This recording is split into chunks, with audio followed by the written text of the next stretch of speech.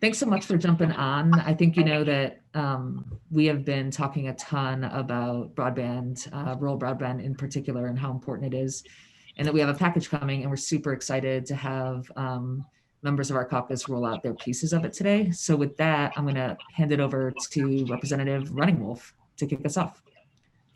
Hey, thanks everyone for joining us today and being on Zoom. I'm Representative Tyson Running Wolf from House District 16 up there in Glacier County, Blackfeet Reservation. The internet or broadband affects every part of our lives, especially our ability to participate in job creation, education, civic engagement in society in general. But there are too many places in great state where broadband is unavailable,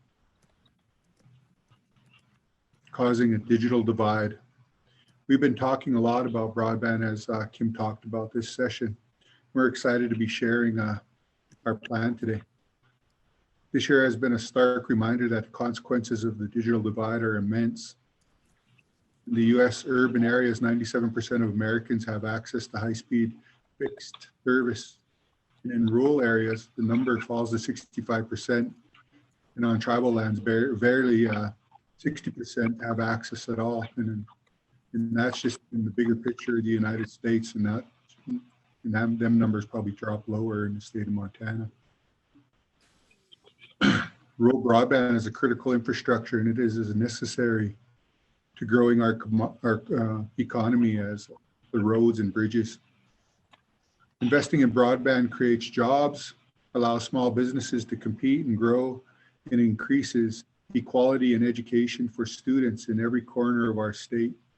And we know that access to broadband is a game changer for the rural areas and tribal communities.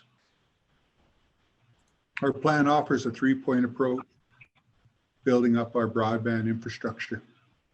First, we want to make a plan that we can execute in the long term that goes beyond any single piece of legislation. Every state has been successful in building our broadband infrastructure and has a plan in place. Second, we want to eliminate barriers that prevent us from meaningfully and efficiently investing in our broadband infrastructure. Third, we want to target investment and make sure that money is spent as effectively as possible to expand our broadband infrastructure. Remember, this is a comprehensive plan that finally offers a serious approach to creating jobs and bringing the digital divide. With this plan explained, I'll turn it over to Representative Katie Sullivan from House District 89, who's bringing legislation that'll help Montana make and stick to a real plan.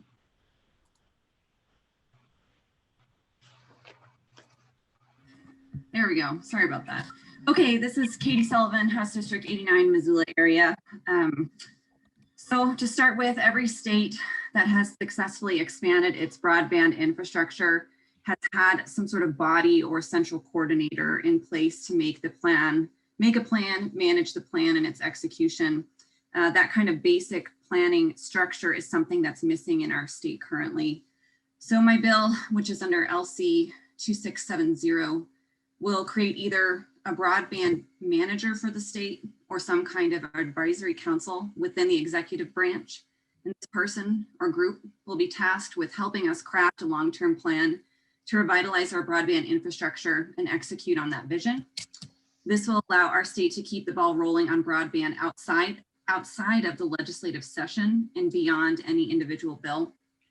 Broadband infrastructure is a major challenge, and we need to make sure we're approaching it thoughtfully and consistently, and having a central point of contact and a clear vision will help us achieve these goals. And now I'll turn it over to Derek Harvey and Kelly Cordum, who will have a couple of bills they can share aimed at removing barriers to development. Thanks, Katie, and thanks everyone for being on. Derek Harvey, representative of House District 74 in the mining city of Butte. So with that, one of the major challenges involved in building out the broadband infrastructure is that it costs a lot of money to dig and lay the fiber. And we can create efficiencies to mitigate those costs. In fact, there was a Federal Highway Administration report that indicated that up to 90% of the cost of laying fiber was wrapped up in literally digging the ditch, the excavation of the ditch. So my bill, LC 2940, creates a state level dig once policy. And this would mandate the DOT to reach out to the telecom companies when they're doing road construction projects and give them the opportunity to come in and lay fiber itself or lay the conduit to come back and put the fiber in later. So this will reduce that major barrier to the broadband expansion at really a very little, if not no cost to the state. I'm really excited to carry this session, and with that, I'll pass it off to Kelly to talk about his bill that puts another tool in the toolbox for broadband. Thank you, Derek. I'm Kelly Cordham from House District 65 in Bozeman. Across the country, communities have sought creative solutions to tackle the challenge of high-speed broadband infrastructure. Some communities, including a small town of 6,000 in rural Wyoming, have bought the local broadband infrastructure and used it to incentivize tech jobs and remote work. My bill, LC 1539, would allow this kind of approach and give the local communities another option to approach connectivity investment. With that, I'll hand it back to Tyson. Sorry, Tyson, you're muted.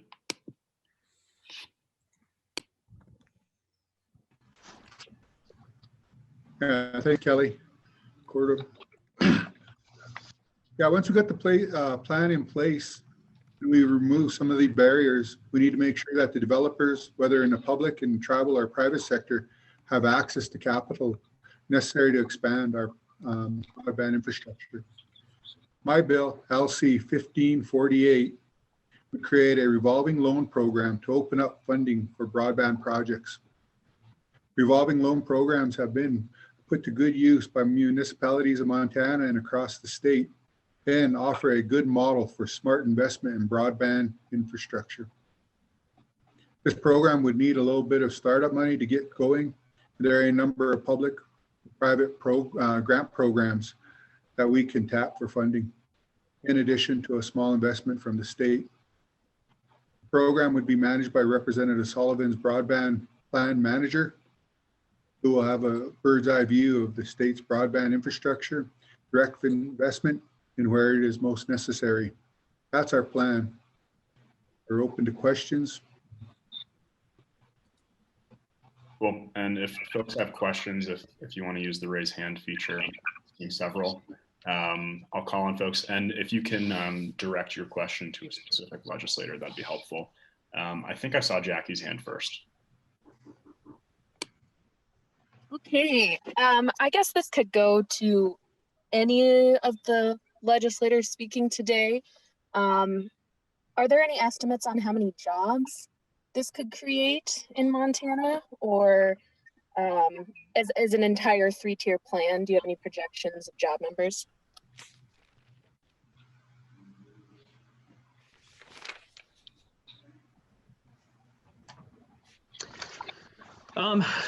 I'll attempt to tackle that one. Thanks, Jackie, for the question.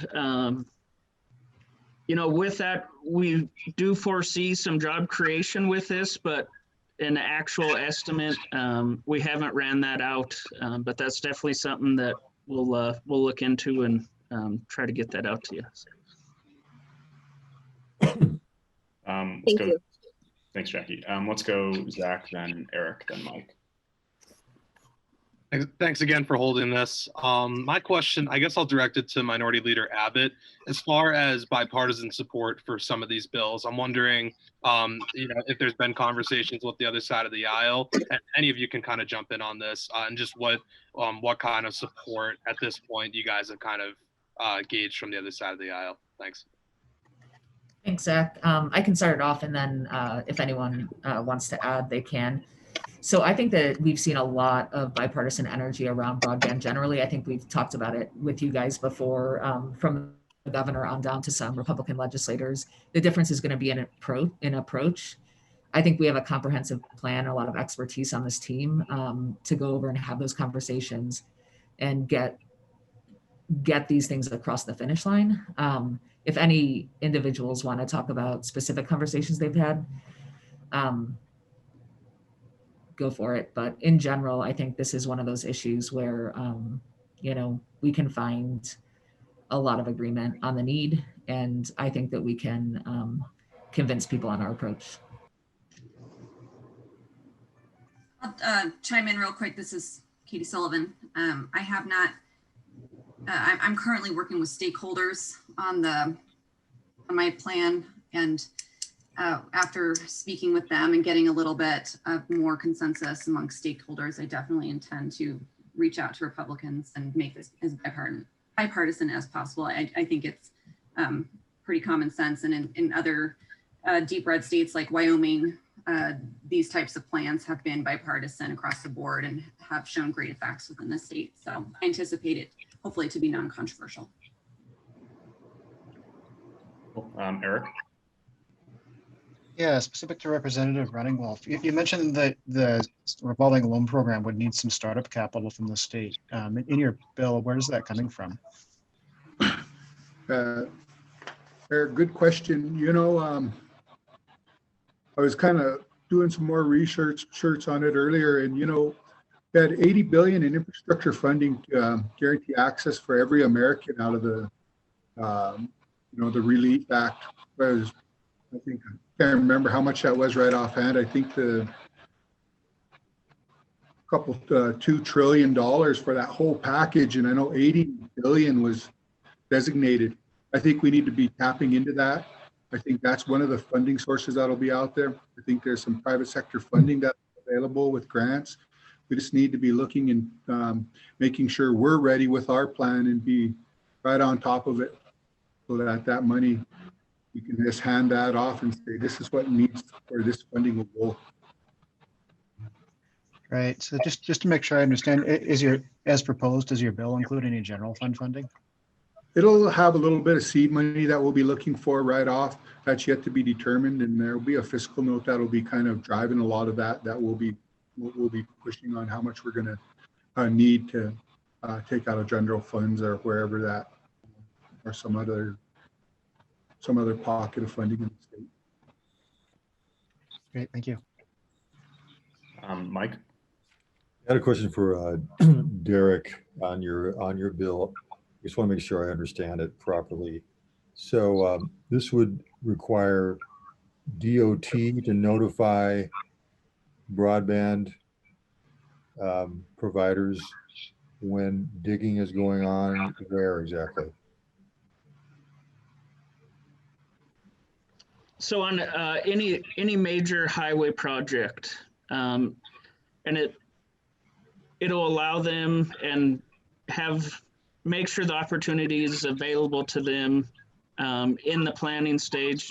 So if they are going to lay conduit or fiber in that area, that it can be included into the engineering of those road projects. So yeah, really any major road project that the DOT does going forward, they need to make that opportunity. They would need to make that opportunity available to the telecoms to come out and put the fiber in the ground to help spread it across the state. So. Okay, and so you're depending on, it would just be coincidental that they might be planning to lay fiber in that area. I'm not saying that negatively. I'm just saying that would be kind of that's the reality though, isn't it? Yes. Yeah. Oh, okay. Seeing a hand from Zach. Yeah, I guess I can direct my question again through Minority Leader Abbott, but then if any of the rest of the representatives, if you want to jump in on this, you can as well. I'm seeing a lot of, for the LC numbers, that a lot of them are in the drafting phase right now. I'm wondering how close these bills, and I know it's a different answer for every bill, but I'm wondering just as far as the timeline goes, how soon are we going to see these bills go from the drafting stage to being heard by committees as they go on? Yeah, thanks, Zach. I think Representative Cordum's bill is basically done and through drafting. So he'll do a review, and I think we could see that roll out fairly soon. Representative Harvey's bill, I think, is very close to being done. We could see that fairly soon. Representative Sullivan is working with stakeholders on what the draft will contain. And Representative Running Wolf and I are trying to find some money. So we're probably a few weeks out on that. I have Representative Keene on it though, so I'm sure that'll get worked out real fast. Eric, I saw your hand, but I'm gonna go to Tom since he hasn't had a question in yet, and then we'll go to you. Sure. I think my question would be for Representative Cordum. In your bill, I guess, could you speak a little bit to what maybe the advantage would be of public ownership of broadband, and what are sort of some of the thresholds on sizes of communities you see would take advantage of this? Yes, thanks, Tom. As far as communities that have already kind of had a working model, Powell, Wyoming is a small community, the one I mentioned earlier. Lafayette, Louisiana is another one. Chattanooga, Tennessee is probably one of the largest. And then there's a whole bunch of examples in Colorado, including Longmont, Colorado.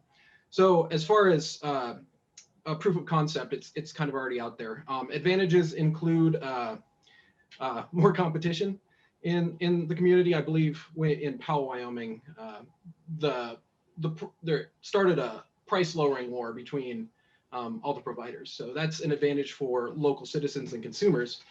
And just having that infrastructure in place is great for inviting jobs into the community. Back to Eric. So for Representative Cordum, on the doesn't Bozeman already have if not a community-owned fiber program, a nonprofit fiber program, Bozeman Fiber? How does that fit into this? Bozeman Fiber is a nonprofit, as you said. I don't know if Bozeman itself would have anything to do with taking advantage of this tool or not. I can't really speak to or speculate on that, I guess. I'm sorry. I guess my question there is, if that already exists, like, I know there's some restrictions in the state law currently over publicly owned fiber, but like, why is your bill necessary if that sort of thing is already possible? Bozeman Fiber, I think, is aimed at businesses in the downtown corridor and doesn't do any residential. That might be an avenue they could go if Bozeman Fiber and Bozeman were to collaborate or whatever was going to happen there. Again, can't speculate, but that is a core problem, I guess, with Bozeman Fiber is it's business centric. Great, thank you. Cool. Eric, I'm seeing your hand still up. I don't know if that's residual or if you've got one. Well, I have more questions, but somebody else should take a turn. Seeing no one, why don't you go ahead? Yeah, so kind of bigger picture here, this might fit into the broadband plan question. Do we at this point know which parts of Montana do and don't have adequate access, however we define adequate? Because I think that gets at the how do we measure progress on this question piece of this too. I'll take a stab at that if that works for the group. Okay, so one of the aspects of my bill will be creating, this broadband manager or some sort of central coordinating group, and they will be tasked with some ideas and some goals within after they're created. And one of those goals is a mapping goal. So it'd be creating detailed maps of broadband coverage and speeds within our state that accurately reflect gaps in broadband availability and speed differences. And so my understanding is that under the FCC, currently there are mappings that we can access, but what happens in Montana with these maps is that if they're not accurate of the county or an area per se, so if one home within an area of mapping has internet and all the other homes in that area don't, it's considered to be served under FCC rules. And so I believe a lot of companies and private sector groups have acknowledged that it's not quite accurate. So we do need more accuracy. And so having that map get created by a group would give us a lot more information where we could work on addressing areas that are underserved or unserved in Montana. So right now it's just there's not a great map. There are maps, but I don't think they're accurate enough to do what we need to do. Thank you. Yeah, and Eric, if you don't mind, if I could add to that, Representative Sullivan and I served on the Economic Affairs Interim Committee, and we briefly touched on broadband, and that was one of the main concerns that her and I brought up to our partners in the telecom world is, how do we get a good map? And we flat out asked for maps of where fiber is existent right now, and we literally got no good response back on it. So that is definitely something that's on our radar, and something through Representative Sullivan's bill, by putting that oversight in place, it would really give us the teeth to get those maps in place. Yeah, because oftentimes telecom companies consider that a trade secret, don't they? Yeah. Yeah. So yeah, does that mean that the plan, the Rep. Sullivan bill would include explicit, like, telecom companies have to give this information to the state if the state asks for it language? No, not necessarily. No, I'll just give a hard no on that, actually. I know that, and what we learned during our interim committee was that it is fragile infrastructure. We need to protect it. We don't want to expose where fiber is located. But the mapping is, under at least my plan, is that this manager will know where coverage extends to and the speeds that people are receiving, not exposing the exact fiber line and where these things are going. And so I think that there's a balance to be struck there, that we can still gather a lot of information without exposing anybody's infrastructure. Jackie? Yeah, I have a question. So I know your bills are still in drafting, but have you gotten any support from the governor on these proposals or this initiative? He's a techie guy. Is he throwing his support behind this? I can take that one, Jackie. We haven't presented this plan to the governor yet. I agree that the governor has shown a lot of energy for improving broadband in the state. And so, he's been clear that he wants to hear all good ideas, no matter what party's bringing them. And so we think that we have 4 good ideas here that work together. And so when we present them to the governor, we hope that we can have a good discussion around these issues, and can certainly keep you posted, although he might comment himself. We'll see.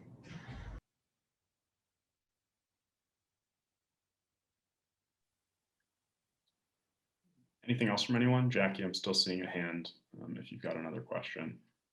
Oh, I don't, sorry. I will unraise my hand. No worries. Cool. Well, I think with that, excuse me. I think with that, we can probably call it here. Really appreciate everyone jumping on. And Kim, I guess if you wanted to close real quick on why we're excited about this here.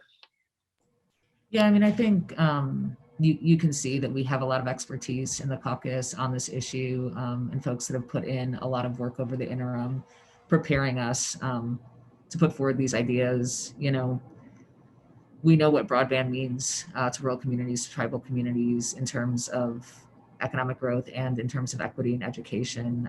So we expect these to get good hearings and hopefully move through the process with bipartisan support. Looking forward to the first couple hitting over the next couple of weeks, and the more complicated ones hitting a bit later. But thanks for being on. And if you have any follow-up questions, just go through Nathan and we can make sure to get you the information you need. Thanks, you guys. Thanks, everyone. Thank you guys so much.